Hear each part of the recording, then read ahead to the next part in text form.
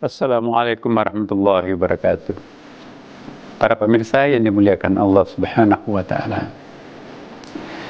kita berbicara tentang pemimpin selalu menarik, bahkan selalu heboh, selalu headline.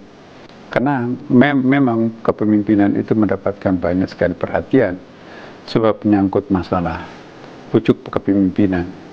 Saya ingin mengingatkan kepada kita, sesungguhnya memilih pemimpin itu etikanya kayak apa sih? Apakah demokrasi satu-satunya cara untuk meraih atau memilih pemimpin yang terbaik? Apakah sistem musyawarah dan musyawarahnya seperti apa?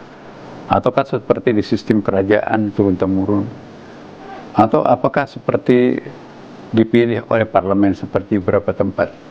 Nah, di dalam Al-Quran dan dalam hadis dalam Islam, tidak ada sistem kepemimpinan. Yang ada hanya etika kepemimpinan. Lain sistem dalam etika. Di dalam Al-Quran dan dalam hadis yang ada adalah etika memilih pemimpin. Prinsip-prinsip yang utama yang perlu ada dalam memilih pemimpin adalah prinsip musyawarah. Wasyawirhum fil amri fa iza azamta fatawakkalallah. Bermusyawarahlah dalam menyelesaikan segala urusannya.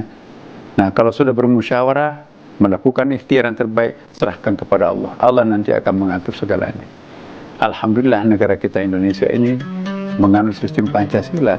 Kita mengenal apa yang disebut dengan pemilihan umum, bukan turun-temurun yang dipilih oleh nenek moyangnya raja, kemudian dilanjutkan oleh cucunya, dilanjutkan oleh garis lurus ke bawah, sehingga rakyat biasa tidak ada kesempatan untuk menjadi pemimpin kalau tidak ada darah birunya. Nah, rupanya yang diidealkan dalam Quran itu adalah prinsip musyawarah.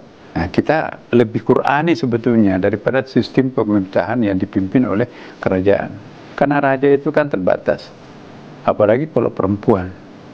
Ya. Di Timur Tengah kita lihat, nggak pernah ada ratu yang menjadi pemimpin, selalu hanya raja. Tapi di Indonesia, sekalipun rakyat kecil bisa menjadi kepala negara. Betapa banyak beberapa orang kepala negara kita itu adalah seorang petani, seorang pedagang, bukan dari bangsawan, bukan dari raja. Dan kita menjadi contoh di beberapa negara. Alhamdulillah. Pemilihan umum baru saja kita lewati, tentu ada catatan-catatan yang perlu kita mendapatkan perbaikan, ya kan. Tetapi in general secara umum kita mendapatkan banyak pengakuan bahwa sistem demokrasi di Indonesia itu betul-betul mirip-mirip sudah dengan negara-negara yang sudah maju dan berpengalaman berdemokrasi. Bagaimana caranya memimpin dan bagaimana caranya mencari pemimpin? Saya ingat apa yang dikatakan oleh Abu Bakar. Jika kalian ingin mencari pemimpin, jangan mencari pemimpin yang terlalu mau, tapi juga jangan mencari pemimpin yang terlalu tidak mau. Karena dua-duanya bisa mengecewakan. Siapa suruh pilih saya nggak mau, kenapa Anda milih saya? Nah, itu resikonya kalau kita memilih pemimpin yang tidak mau. Tapi jangan memilih pemimpin yang terlalu ambisi, terlalu mau.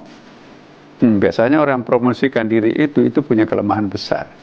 Pilihlah orang yang di tengah-tengah, yang santun, tawadu, yang memenuhi persyaratan formal dan informal, dan dipilih oleh masyarakat banyak.